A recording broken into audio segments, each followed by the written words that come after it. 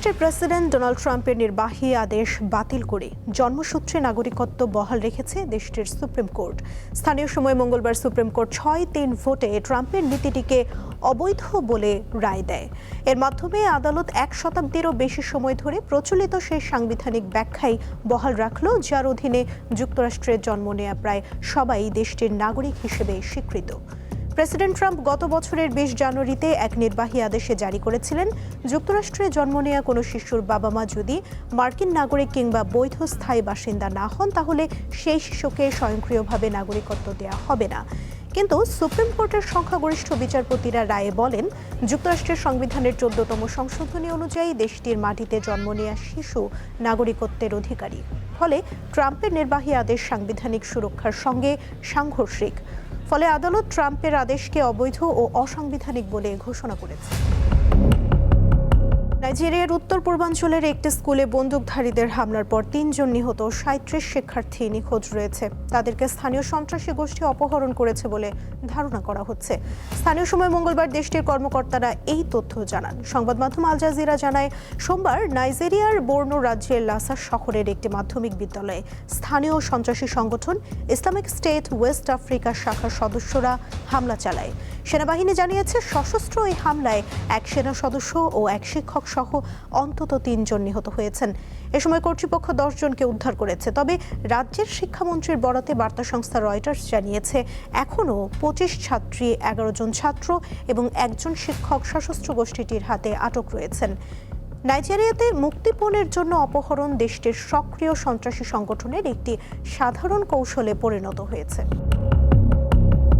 সংযুক্ত আরব আমিরাতে প্রবাসীদের ভিসা নবায়ন ও ট্রান্সফার সংক্রান্ত জটিলতার সমাধান হলে বৈধ পথে রেমিটেন্স আরও বাড়বে বলে আশা করেছেন আল আহলিয়া মানি এক্সচেঞ্জের বাংলাদেশ রেমিটেন্স বিভাগের business development manager Abul Bashar. দুবাইয়ের দেরা এলাকার প্রতিষ্ঠানটির 28তম শাখার উদ্বোধনী অনুষ্ঠানে তিনি একথা বলেন। এ সময় প্রতিষ্ঠানের উপমহাব্যবস্থাপক বাংলাদেশ সহ বিভিন্ন দেশের প্রবাসীদের জন্য সর্বোচ্চ রেট এবং আধুনিক রেমিটেন্স সেবার নিশ্চয়তা দেন। এক্সচেঞ্জটিতে ব্যাংক ট্রান্সফার, বিকাশ নগদ ও WBS সহ সব ধরনের আধুনিক সেবা মিলবে বলেও জানানো হয়।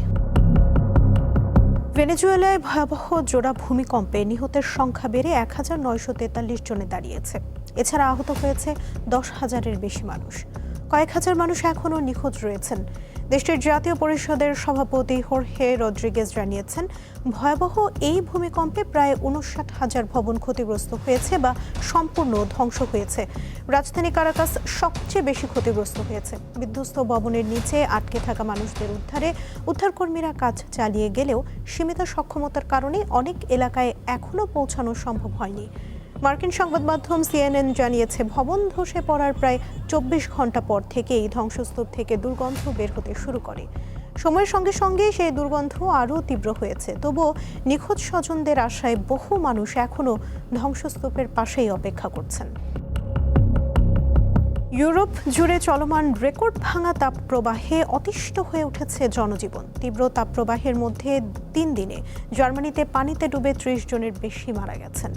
দেশটির জার্মান জীবন রক্ষাকারী সংস্থার তথ্য মতে, প্রচণ্ড তাপপ্রবাহের কারণে পানিতে গোসল বা সাঁতার কাটতে গিয়ে গত শুক্রবার থেকে রোববার পর্যন্ত অন্তত 26 জন প্রাণ হারিয়েছেন, যাদের পরিচয় পাওয়া গেছে। এছাড়া দেশটির বিভিন্ন অঞ্চলে নদী বা হ্রদে সাঁতার কাটতে গিয়ে মারা যাওয়া বেশ কয়েকজনের মরদেহ পাওয়া গেছে। DLRG-এর পরিসংখ্যানে শুধু পরিচয়ে জানা গেছে এমন ব্যক্তিদেরই অন্তর্ভুক্ত করা হয়েছে। নিখোঁজদের এই হিসেবের বাইরে রাখা হয়েছে। এদিকে জার্মানির আবহাওয়া দপ্তর জানিয়েছে, প্রায় 4 দিন ধরে তীব্র তাপপ্রবাহের পর তাপমাত্রা কিছুটা কমে সাময়িক স্বস্তি মিলেছে। তবে 10 থেকে 12 জুলাই পর্যন্ত তাপমাত্রা আবার বেড়ে যাওয়ার পূর্বাভাস দেওয়া হয়েছে। বিশ্ব স্বাস্থ্য সংস্থা সতর্ক বার্তা দিয়েছে, এটি কেবল শুরু। সামনের গ্রীষ্মগুলো আরও কঠিন ও অসহনীয় হবে।